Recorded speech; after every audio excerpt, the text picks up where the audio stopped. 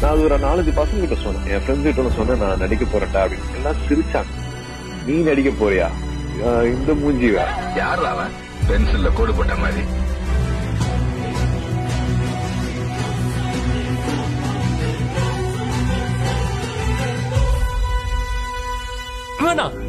இவன் என்ன போட்டுருவான்றியா? இது முடியாதுன்னு சொல்றான்ல, இவனுக்கு வந்து நான் ப்ரூவ் பண்ணி ஆகணும். ஒரு படம் பண்றேனே எங்க போய் தூள போடலாம்.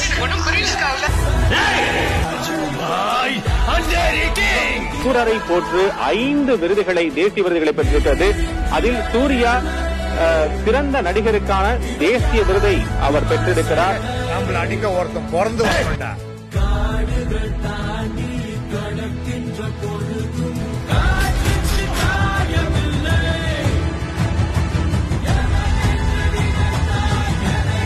அது சூர்யாங்கிற கேரக்டர் ஹீரோ இல்ல, பட் அவ்வளவு இம்பாக்ட் இட் வில் கிரியேட்.